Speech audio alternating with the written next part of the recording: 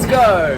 I'm really excited because today I am with divers Dan and PADI and we are going to be doing a shark conservation aware course. And this is really exciting because I'm going to learn more about sharks, the different species, why they're important, and some of the threats. Alright, Arlene, so what do you think some of the threats are to sharks in this kind of dive location? Maybe drum lines, fishing nets, maybe all those things with sharks, even turtles or fish or dolphins will get stuck into. We're going to have drum lines on the beaches in Australia. Unfortunately, that's a kind of government legislation, but it does affect a lot of species, so that's a negative. But what do you see when you're walking around after you go diving? Some of the stores around Cairns, what do you think they're selling that could affect our sharks? Baby sharks, little shark tooths, shark fin soup. Sharks exist in a lot of products, like lipsticks, soaps, things like this. Lipsticks. Yeah, things that you wouldn't know. So really check those ingredients. Wow. Can you believe even fish and chips could be the culprit? Fish and chips. Fish and sharks. chips. In my fish and chips. Yeah. So we label it as flake here in Australia, but it is actually a shark product that is in those fish and chips. So really just to be educated in what you're eating, guys. Wow.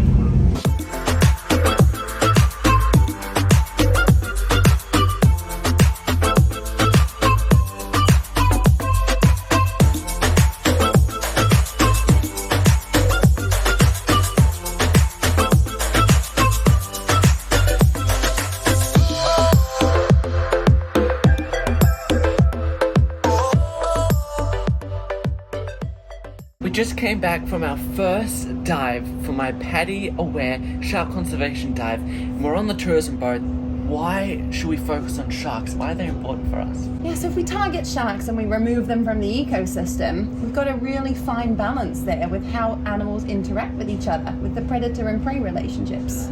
Yeah, so if you remove one, we're going to have problems with others. So it's like a Jenga castle. If you remove one block from the bottom in a wrong way, the entire castle will break. And that's exactly how apex predators, the sharks.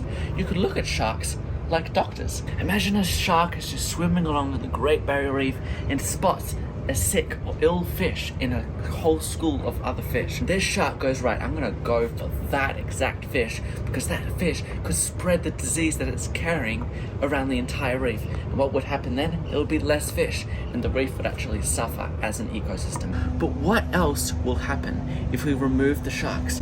It will also affect tourism, right? Definitely. So tourism is really important involving sharks. People want to come and see them. Of course, right? They're amazing animals. If you take an example, in the Bahamas, they've made $800 million in a 20-year period. Wow. So we need to change our perception. They're not just killing machines, they're also really important doctors for our environment.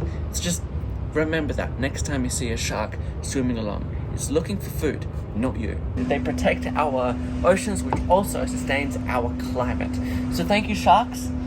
And you can do your part as well, but by becoming an aware diver and also becoming aware on land as well. The first thing we need to do is change people's minds about sharks and how they perceive them. Absolutely. Right? So there was this awful movie in my generation that really, really changed people's idea of sharks and made it as a negative thing. That they're man-eaters and they're going for humans, and we just got to get away from that. Making sustainable decisions, eating the right foods, making sure that you check the different ingredients on your food if they're helping the sharks. Refuse single-use plastics and use reusable plastics, helping the fish, which also help the sharks.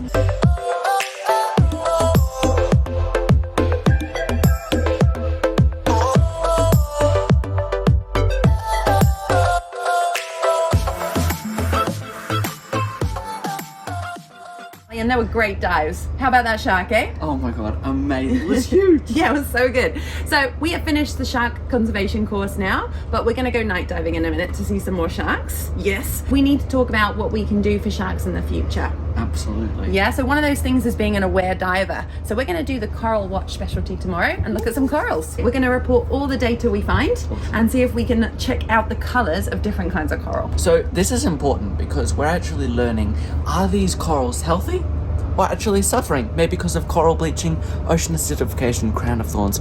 We don't know, but hopefully they're going to be okay because of the colors. If they're darker and more bolder colors, that means that they're actually healthy, because zooxanthally, the algae, which has a symbiotic relationship with the coral polyp, is actually healthy and thriving. But if they're more fainter colors around the coral, that means that the algae could be sick. So let's go for a night dive.